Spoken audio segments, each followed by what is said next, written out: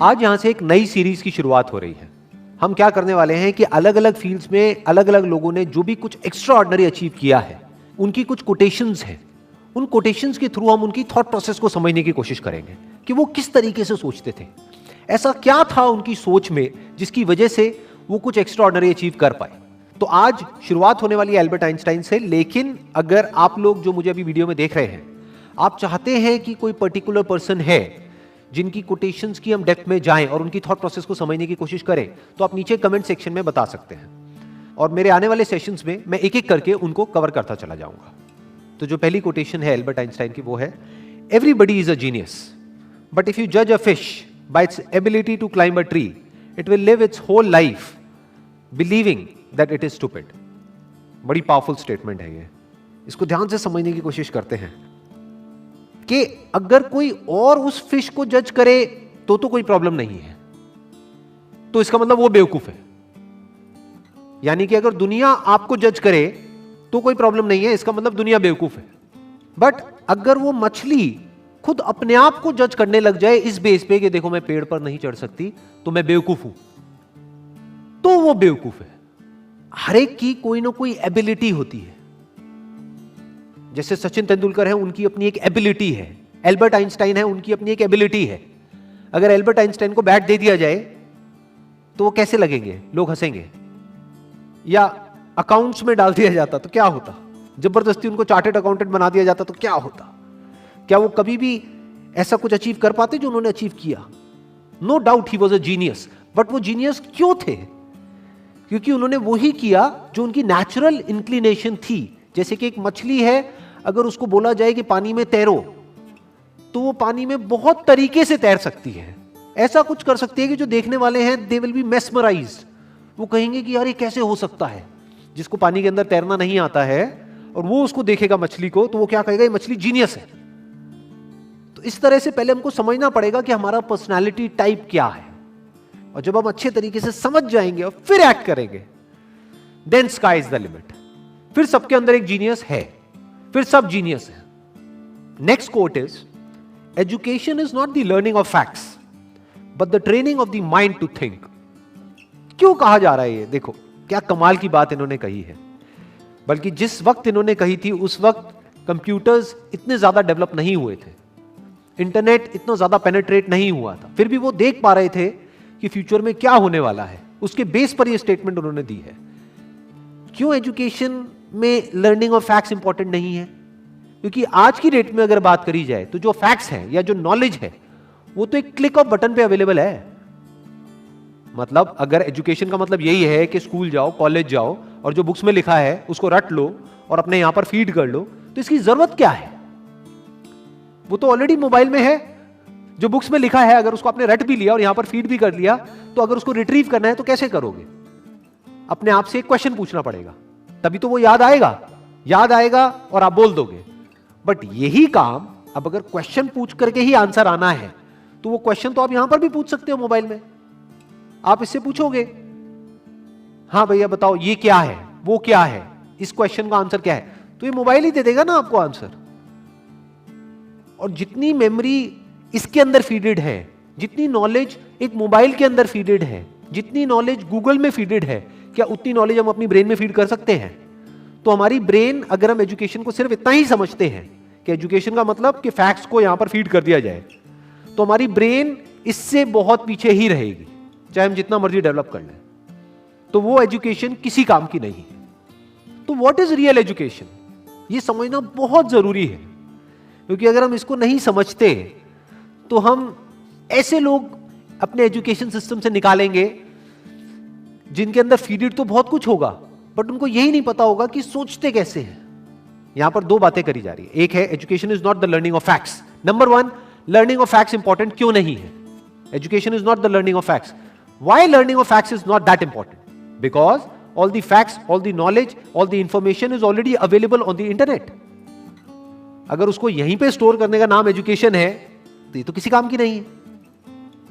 वो तो already stored है आपके मोबाइल में। जब यहां पे स्टोर्ड है तो यहां पर क्यों स्टोर कर रहे हो दोबारा से? As simple as that, number one.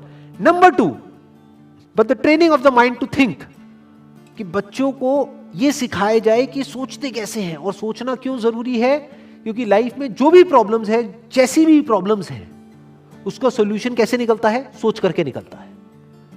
Memory से नहीं निकलता है, गूगल से नहीं निकलता है, फैक्ट से नहीं निकलता है, नॉलेज से नहीं निकलता है। उस नॉलेज को यूज कैसे करना है उससे निकलता है। अगर मेमोरी से या बुक्स से सॉल्यूशन निकलता तब तो कोई प्रॉब्लम ही नहीं थी। किसी को पैसा कमाना है, इतनी सारी बुक्स हैं, पढ़ लो, निकल गया सॉल्यूशन। उससे नहीं निकलता है। इंफॉर्मेशन से सॉल्यूशन नहीं निकलता है, उस इंफॉर्मेशन को यूज किस तरीके से करना है उससे सॉल्यूशन निकलता है। जिस सवाल का जवाब गूगल नहीं दे सकता है, उस सवाल का जवाब अगर आप दे सको, सोच करके उस प्रॉब्लम का भी सॉल्यूशन निकाल सको जो गूगल नहीं निकाल सकता है, तो कहेंगे कि आप इंटेलिजेंट हो। यह इंटेलिजेंस डेवलप करने का काम होना चाहिए एजुकेशन सिस्टम का। This is real education. Next quote is, the true sign of intelligence is not knowledge but imagination. Knowledge के बेस पे जो पास्ट में हो चुका है उसको हम रिपीट तो कर सकते हैं, लेकिन कुछ भी नया क्रिएट नहीं कर सकते जब तक कि इमेजिनेशन ना हो। यानी पहले हम कुछ इमेजिन करें, फिर नॉलेज को यूज करें तो ठीक है, बट अगर सिर्फ नॉलेज के बेस पर हम सोचें कि कुछ भी नया डिस्कवर हो सकता है, इम्पॉसिबल। नॉलेज के बेस पर हम गोल गोल गोल गोल एक पैटर्न में घूम सकते हैं कि जो हो चुका है उसको रिपीट कर सकते हैं। फॉर एग्जाम्पल, यहां पर एक बल्ब है, तो इस बल्ब को बनाने की एक नॉलेज है हमारे पास में, तो उस नॉलेज से क्या हो सकता है, और बल्ब्स बन सकते हैं। एक फैक्ट्री बन सकती है, उस फैक्ट्री में और बल्ब्स को प्रोड्यूस किया जा सकता है। और एक ऐसा भी टाइम था जब कोई बल्ब नहीं था, देयर वाज नो बल्ब। तो बल्ब कहां से आया? क्या नॉलेज से आया? जो भी ह्यूमैनिटी की नॉलेज थी हजारों साल की, क्या वहां से आया वो बल्ब? बल्ब कहां से आया? इमेजिनेशन से आया। किसी ना किसी ने सोचा, यानी वो बल्ब कहीं नहीं था, किसी बुक में नहीं था, इस दुनिया में नहीं था, कहीं नहीं था, किसी के माइंड में था। उसने सोचा कि अच्छा ऐसा भी कुछ हो सकता है, और उसके ऊपर काम करना शुरू कर दिया। तो क्या हुआ? वो इमेजिनेशन रियलिटी बन गई। इनफैक्ट अगर हम अपने आसपास में देखें, इस दुनिया में कुछ भी, एक सुई से लेकर के एक एरोप्लेन तक, सब कुछ आज रियलिटी है। आज वो नॉलेज के फ्रेमवर्क में है। आज हमारे पास में नॉलेज है कि सुई कैसे बनानी है, एरोप्लेन कैसे बनाना है। We have knowledge of producing it, we have knowledge of running it, we have knowledge of creating it. But एक टाइम पे वो सब क्या था? वो इमेजिनेशन था, सब इमेजिनेशन था।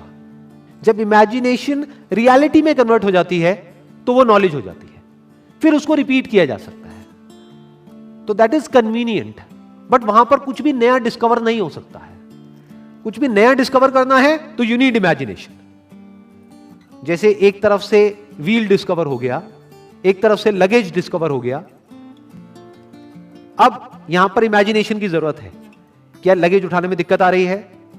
व्हील है, व्हील लेकिन बड़ा है, तो अगर इस व्हील को छोटा कर दिया जाए और उस लगेज के नीचे फिट कर दिया जाए तो क्या होगा?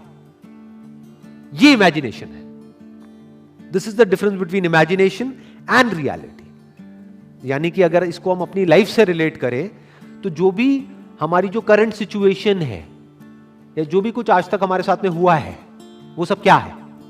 नॉलेज है, फैक्ट्स है। हो सकता है वो फैक्ट्स या जो हमारी रियलिटी है वो ये कह रही है कि हम लाइफ में कुछ कर ही नहीं सकते, बट इमेजिनेशन यहां पर क्या कर सकती है? इमेजिनेशन यहां पर अगर हमारे अंदर है तो हम इमेजिन कर सकते हैं कि फ्यूचर में इस रियलिटी को बदला जा सकता है। हम अपने लिए एक नया फ्यूचर इमेजिन कर सकते हैं based upon the resources that we have, based upon the knowledge that we have. उस नॉलेज को, उस इंफॉर्मेशन को, उन रिसोर्सेज को यूज करके हम अपनी इमेजिनेशन को सच कर सकते हैं। तो इसलिए कहा जा रहा है कि इमेजिनेशन इज रियल इंटेलिजेंस, क्योंकि नॉलेज को तो एक रोबोट भी रिपीट कर सकता है। तो रोबोट को हम आर्टिफिशियल इंटेलिजेंस तो कह सकते हैं, रियल इंटेलिजेंस नहीं कह सकते।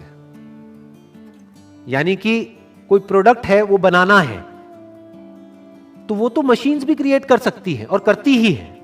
एक रोबोट भी बना सकता है, लेकिन कुछ ऐसा है जो रोबोट नहीं कर सकता, जो हम ही कर सकते हैं। That is real intelligence, that is human intelligence. तो ये कुछ कोटेशंस थी एल्बर्ट आइंस्टाइन की, जिसको आज हमने डीपली समझने की कोशिश करी है। अगर इसके अलावा आप चाहते हैं कि कोई और पर्सन भी है जिन्होंने कुछ एक्स्ट्राऑर्डिनरी अचीव किया है किसी भी फील्ड में, और उनकी भी कोटेशंस की हम डेप्थ में जाएं, तो आप नीचे कमेंट सेक्शन में बता सकते हैं। तो मेरे आने वाले सेशंस में मैं एक एक करके उनको कवर करता चला जाऊंगा। Wish you all the very best. Thank you so much.